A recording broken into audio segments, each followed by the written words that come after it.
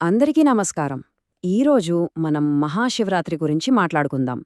అయితే దీన్ని కేవలం ఒక పండుగలా కాకుండా ఒక ముఖ్యమైన విశ్వ సంఘటనగా చూద్దాం. ఎందుకంటే ఇది కేవలం ఆచారాలకు సంబంధించిన విషయం కాదు. ఇది విశ్వశక్తి మనతో అనుసంధానమయ్యే ఒక అద్భుతమైన రాత్రి అనమాట. సరే, మరి దీని గురించింకా లోతుగా తెలుసుకుందామా? ముందుగా మన మనసులో మెదిలే ప్రశ్న ఇదే కదా.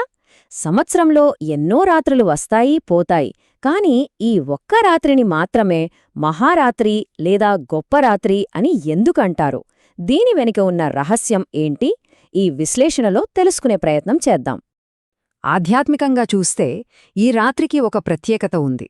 భూమి యొక్క ఉత్తరార్ధగోళం ఒక నిర్దిష్టమైన కోణంలో ఉండటం వల్ల మానవ శరీరంలోని శక్తి సహజంగా పైకి ప్రవహిస్తుంది. అంటే మనం ఏ ప్రత్యేక ప్రయత్నం చెయ్యకపోయినా సరే మనస్సు చాలా సులభంగా ప్రశాంతంగా మారి ధ్యానస్థితిలోకి వెళ్లడానికి అనుకూలంగా ఉంటుందన్నమాట.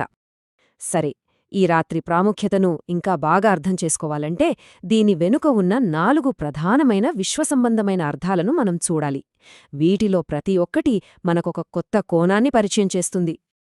ఇక మొదటి అర్థం, ఇది చాలా గహనమైనది, శక్తివంతమైనది. ఇది మొత్తం విశ్వం యొక్క సృష్టి, స్థితి, లయల వెనుక ఉన్న ఒక లయకు సంబంధించింది. పురాణాల ప్రకారం ఈ రాత్రే శివుడు నటరాజ రూపంలో తన విశ్వనృత్యం అంటే తాండవం చేశాడని చెబుతారు. చూడండి, ఈ తాండవం కేవలం ఒక డాన్స్ కాదు, ఇది సృష్టి, దాని కొనసాగింపు, ఇంకా అహంకారం, అజ్ఞానం లాంటి వాటి వినాశనాన్ని సూచిస్తుంది. ఇది విశ్వం యొక్క నిరంతర చక్రాన్ని మన కళ్ల ముందుంచుతుంది. ఇక రెండవ అర్థానికి వద్దాం. ఇది ఐక్యతకు సంబంధించింది. అంటే విశ్వంలోని 2 ప్రాథమిక శక్తులు ఎలా కలుస్తాయో చెప్తుంది. కొన్ని సంప్రదాయాల ప్రకారం ఇదే రోజున శివపార్వతుల కళ్యాణం జరిగిందని నమ్ముతారు. ఆధ్యాత్మికంగా దీనికి చాలా లోతైన అర్థముంది. శివుడు చైతన్యానికి ప్రతీక అయితే పార్వతి శక్తికి ప్రతీక. ఈ రెండింటి కలయికే సృష్టి. మనలో కూడా ఈ 2 శక్తులను సమతుల్యం చేసుకోవాలనే సందేశాన్ని ఇదిస్తుంది. ఇక మూడవ అర్థం, ఇది మనల్ని రూపాల అవగాహన నుంచి దైవం యొక్క నిరాకార, అనంతమైన స్వభావం వైపు నడిపిస్తుంది. లింగ పురాణంలో ఒక చక్కటి కథ ఉంది. ఒకసారి బ్రహ్మ, విష్ణువుల మధ్య మనలో ఎవరు గొప్ప అని ఒక వాదన మొదలైందట. సరిగ్గా అప్పుడే వాళ్ల మధ్యలో హఠాత్తుగా ఒక అనంతమైన కాంతి స్తంభం, అదే జ్యోతిర్లింగం, ప్రత్యక్షమైంది. దాని మొదలెక్కడుందో చివరెక్కడుందో తెలుసుకోవడానికి ఇద్దరూ ప్రయత్నించి విఫలమయ్యారు. అప్పుడు వాళ్లకర్థమైంది, ఆ అనంతమైన కాంతి స్తంభమే సాక్షాత్తు శివుడని. అంటే ఏంటి? శివుడు అనే తత్వం మన ఊహకు, రూపాలకు, హద్దులకు అతీతమైనది అని చెప్పడమే దీని సారాంశం. ఇక ఆఖరిది 4వ అర్థం. ఈ విశ్వసత్యాలన్నిటినీ మన వ్యక్తిగత ఆధ్యాత్మిక ప్రయాణానికి ఎలా అన్వయించుకోవాలో చూపిస్తుంది. చాలా ప్రాక్టికల్గా ఉంటుంది. ఈ రాత్రి చేసే జాగరణకు చాలా ప్రత్యేకమైన అర్థముంది. నిద్రను అజ్ఞానానికి ప్రతీకగా భావిస్తే, మేల్కొని ఉండటం చైతన్యానికి, ఎరుకకు ప్రతీక. మన లోపల ఉన్న అంధకారాన్ని జయించి జ్ఞానమనే వెలుగువైపు ప్రయాణించడమే ఈ జాగరణ వెనుక ఉన్న అసలైన లక్ష్యం. ఓకే, ఇప్పటిదాకా ఈ రాత్రి ప్రాముఖ్యత ఏంటో తెలుసుకున్నాం కదా. మరి ఇప్పుడు ఈ రాత్రిని ఎలా ఆచరించాలి? అందరికీ వీలైనంత సులభంగా ఉండే పద్ధతులేంటో ఒకసారి చూద్దాం. సాధారణంగా ఈ 3 ఈ రాత్రి ఆచారాలకు పునాదిలాంటివి. ఉపవాసమంటే దేవునికి దగ్గరగా ఉండటం. అభిషేకం మన సమర్పణ భావాన్ని చూపిస్తుంది. ఇక మంత్రజపం మనసుని ఒకేచోట నిలిపి దాన్ని శుద్ధి చేస్తుంది. ఈ రాత్రి ఆచారాలలో అత్యంత శక్తివంతమైనది రాత్రంతా చేసే పూజ లేదా జాగరణ. దీన్ని కూడా 4 భాగాలుగా విభజించారు. వాటి గురించి ఇప్పుడు కొంచెం వివరంగా మాట్లాడుకుందాం. చూడండి, ఈ రాత్రి పూజలో ఒక అద్భుతమైన క్రమముంది. మొత్తం రాత్రిని 4 భాగాలుగా అంటే ప్రహరాలుగా విభజించారు. ప్రతి ప్రహరం మన అస్తిత్వంలోని ఒక్కో అంశాన్ని శుద్ధి చేస్తుంది.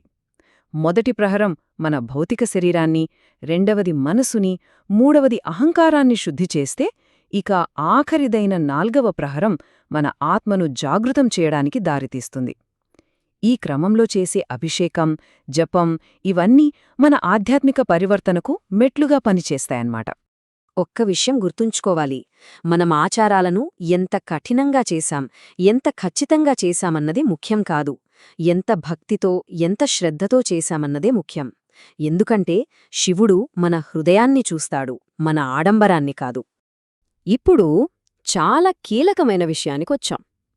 మనం బయటకు చేసే పనులకు వాటి వెనుక ఉన్న అసలైన అంతరార్థానికి మధ్య ఉన్న సంబంధమేంటో చూద్దాం. మనం చేసే ప్రతి బాహ్య చర్య వెనుక ఒక లోతైన ఆధ్యాత్మిక అర్థం దాగి ఉంది.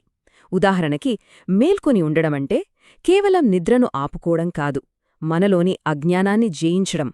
ఉపవాసం ఉండడమంటే మన ఇంద్రియాలను, మనస్సును మన అదుపులో ఉంచుకోవడానికి చేసే ఒక సాధన. ఇక అభిషేకం చేయడమంటే మన ఆత్మను శుద్ధి చేసుకునే ఒక ప్రక్రియ. చూసారా, ప్రతి ఆచారం మన అంతర్గత పరివర్తనకు ఒక ప్రతీక. కాబట్టి ఇక్కడ మనం గ్రహించాల్సిన కీలకమైన విషయమేంటంటే, మనం జయించాల్సింది బయటి రాత్రిని కాదు, మన లోపల ఉన్న అజ్ఞానం, అహంకారం, నెగటివిటీ అనే అంధకారాన్ని.